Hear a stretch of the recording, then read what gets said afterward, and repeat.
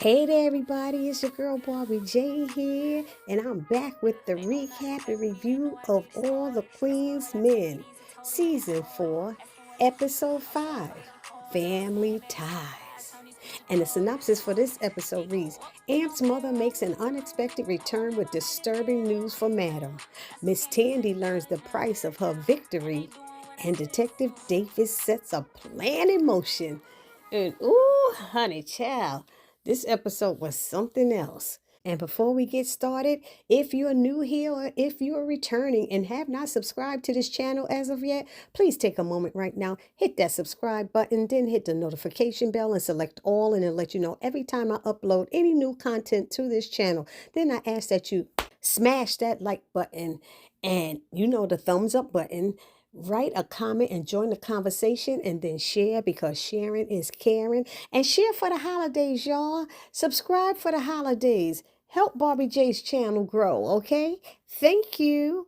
So it starts off with Amp's mother showing up to his apartment, and he wants nothing to do with her because she basically disowned him years ago when he went to prison.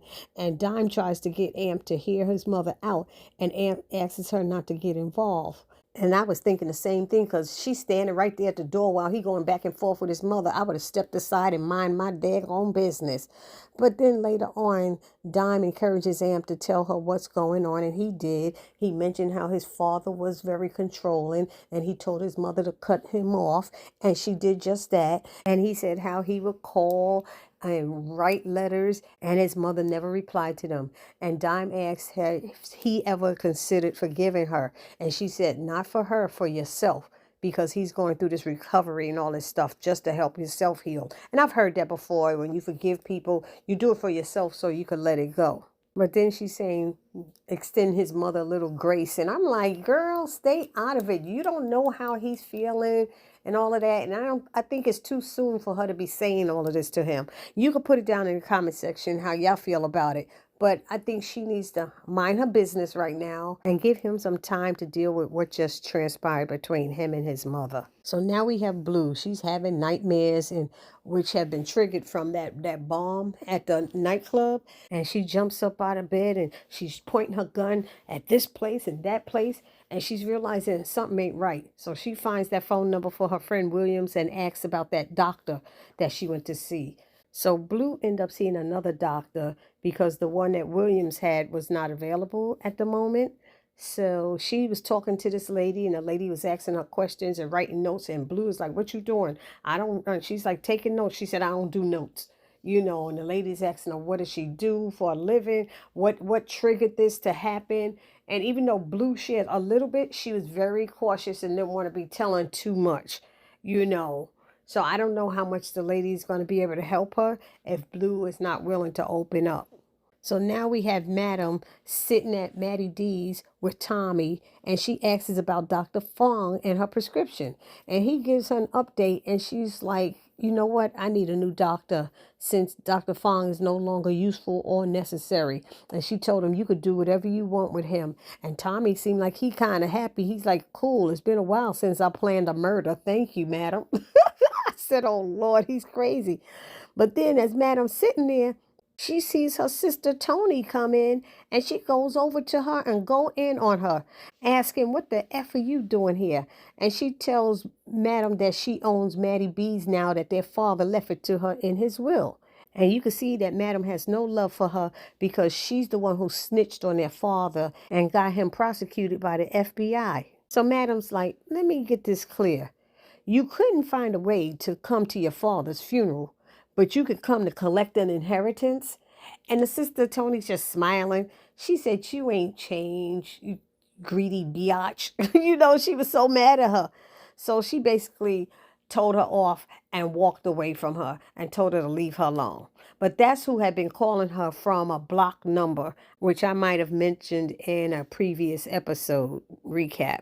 So as Madam is leaving, she runs into Concierge, who wants his cocaine back, and threatens her with the people who he will send after her if she doesn't return it to him. And she called him a whining little biatch and said she'll give him his cocaine back. And she did give it back. But after she had Tommy mess with it and taint it some kind of way, which basically he poisoned it, I guess. And all the folks who bought those packets and used them end up dying. I think it was a total of 21. And Concierge was so pissed because he didn't know the packets had been tainted by Madam. And then at the time he did that for Madam, he went to see Dr. Fong and stabbed him and left him on the floor for dead. So now we have Miss Tandy. She wins the election. Her and Babyface are jumping up and down. They're so excited. Now she's the mayor. And all Babyface could talk about is what it means now is he gets a new car. And he's like, do I get to pick one out? And she's like, no. She said, I'll get you one. I got you one. He said, you already got it? She said, yeah. You have to find the key on my body. I said, now why did she get it already if she didn't know she was going to become mayor? It sounds so silly. It's like the writing is a little bit off right there. So then, after they finish celebrating and they chilling, Madam stops by and Babyface answers the door. He's like, what you doing here? She's like, mind your effing business.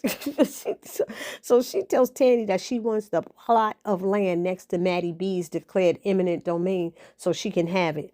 And Tandy is like, I don't even know what that means. So, of course, Tommy defines it for her. Tommy be cracking me up. He broke it down. And then Madam told her, you're the mayor now. Read a effing book and learn some ish. I thought it was so funny. And then basically she threatened Tandy's life if she didn't do it for her. So after Madam leaves, later on in the day, D.A. Rod comes by to congratulate Tandy. And they're sitting down talking. And Tandy is so dumb. She asks a question about eminent domain. And D.A. Rod is like, you serious? Why do you want to know about that? She said, like the plot over by Maddie B's. And she said, isn't that owned by Madam and stuff? She said, why are you interested in that? She said, oh, I don't know. I was just wondering and just asking questions. She was like, you know what? We could talk about it later or something like that. Let's just celebrate that I won. And D.A. Rogers is like, what the freak is going on here? So, that was not a smart thing for Tandy to do. So now we have another scene with Midnight and this girl. What's her name? Renee? She's over there now. And they're planning another type of sexual thing where he dominates her and comes in there and makes her scream and stuff. And she just want all of this done. And she want to do it at the hotel. And she want to do it here. She don't want it. It's just crazy. And he's telling her she's going to need a safe word. And she's like, what's that? She don't even know what a safe word is. So he tells her it's a word to use if you want me to stop. And she's like, I never want you to stop. He was like, but you've never been dominated before. So I don't know what it is about her, but I feel Midnight better be careful because something is off. I feel like he's being set up or some kind of way. What do y'all think? Put it down in the comment section. Guys, you know what I forgot to mention? When Blue was talking to that doctor and she was explaining to her what was she was seeing in her dreams and how it was triggered by something that happened at work, the doctor called her Belinda. So Blue's real name is Belinda. Did we know that was her real name? I was trying to remember from season 1 if we ever heard her real name. Maybe we did when she got arrested that time for Madam to cover for her. That was either in season 1 or season 2. If anybody can recall which episode, please let me know down in the comment section. So now here's a scene I enjoyed because Carla is a trip. When she be getting mad and saying things, Carla is hilarious. So Madam invites her over to her house to tell her about their sister Tony. And Carla said, you must have called me over to dispose of the damn body because I know you killed that snitching ass B, Tony. So Madam tells her, Carla, that Tony has control over Maddie B's now and that their father left it to her in a will. And Carla's like, but he's alive, so that will don't mean nothing. And she's like, Carla, we're the only two that know that he's alive. So we have to pretend that she got something. And Carla is pissed beyond pissed. And she's like, hey, what we gonna do about this biatch? And she getting mad and she just going off. And Madam said, look, let me just pay attention to her and see how she moves over the next couple of days. And then we could decide together what we gonna do. And I was shocked that Madam said, we gonna decide. So that's cool, because they both gonna be working against this chick. And I'm looking forward to these two working together instead of always fighting. And another funny part was when Carla came into the house, she said, I see you got your charcuterie board out. The charcuterie board? She called it charcuterie. And she just eating that stuff and putting stuff in her pockets and everything. And she said, now I'm so mad. I'm stress eating now. I'm just eating stuff. And Madam's like, I see. Carla was bugging out. She really was. So now we have Doc telling Madam that the shirt that was in the package was not his shirt. So he's like, what are we going to do? She said, well, it's on you now. She said, I can't do nothing. She said, we wouldn't be in this position if you'd have listened to me in the first place, because he was trying to blame it on the person who took the wrong shirt, you know. And so Madam said, I will deal with that person. Who is that? Wilmot or whatever she is, Detective Wilmot or whatever her name is. So after Doc leaves, she calls, I guess, Blue to get Detective Wilmot in there, whatever it is. Doc goes and tells Midnight what's going on, and Midnight sends him to the internet to help him with whatever it is he's trying to figure out, who was on duty that night and all of this stuff. And he's like, you can find a lot of stuff on the internet. So that's what Doc did. Meanwhile, Detective Wilmot comes and she's in Madam's office, and Madam is like holding a gun to her and stuff. And she's like, it was labeled right. It had this, it had that. Everything was right, you know. And Madam was pissed. She said, you know what? I'll have to get somebody else because you don't know how to effing do your job. And she's like, I could try it again tomorrow. She said, why? So you could get caught? She's like, forget it. You're useless or whatever it is. So she tells her to go with Blue.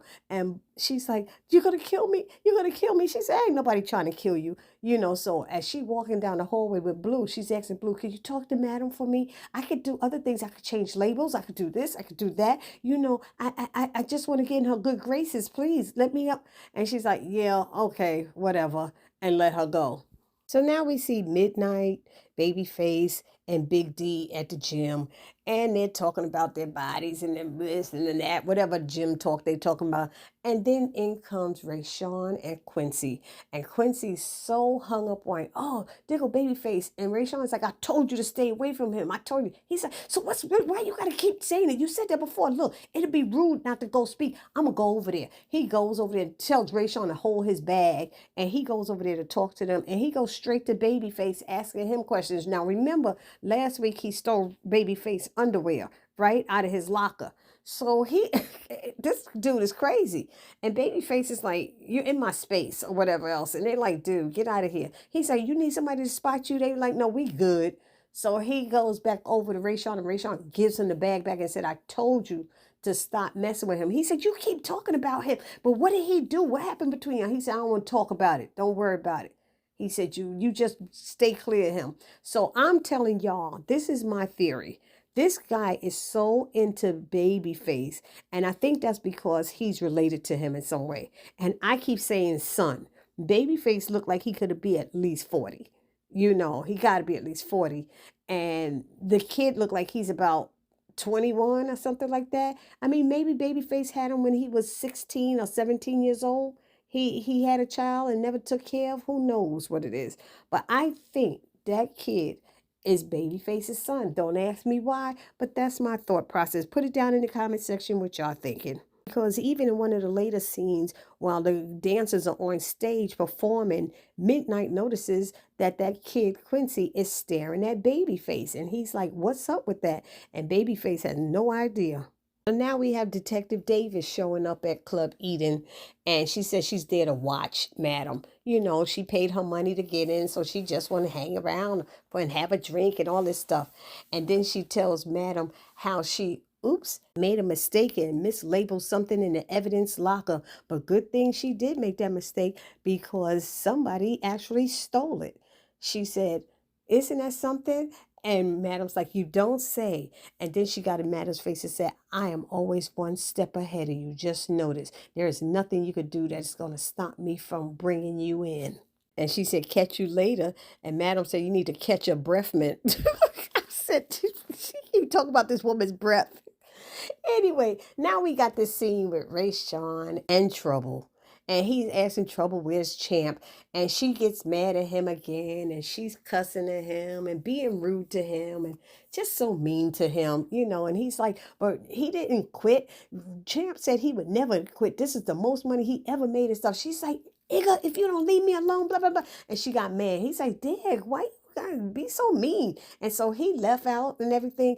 And Trouble took some kind of pill. I don't know what that pill is she took, but it made her very touchy feely. She went out on the floor, touching on other women, rubbing up against them, even telling Blue, "Oh, you have some pretty eyes." And Blue snatched her up and told her she better not touch her again, and told her whatever she's dealing with, she better get that ish out of her system or whatever else, and told her to get her butt back in the locker room and deal with it or something like that. So now we see a quick scene with Concierge watching the news, and they're talking about the fentanyl laced cocaine, and all these dead bodies all over Atlanta and stuff. So he is pissed right now. And we see Madam is toasting with Blue about this. He wanted his cocaine back, she said, so we gave it to him. And then the episode ends with Officer Wilmot in a room being somewhat interrogated by Detective Davis. But the truth is, we learned that they are working together to take down Madam. So that's the way this episode ended. Y'all let me know what y'all think about it down in the comment section. And I will see you all in the next video. Please do not forget to subscribe, like, comment, and share. I want to wish you all season's greetings, happy holidays, Merry Christmas, happy Kwanzaa, and everything else out there.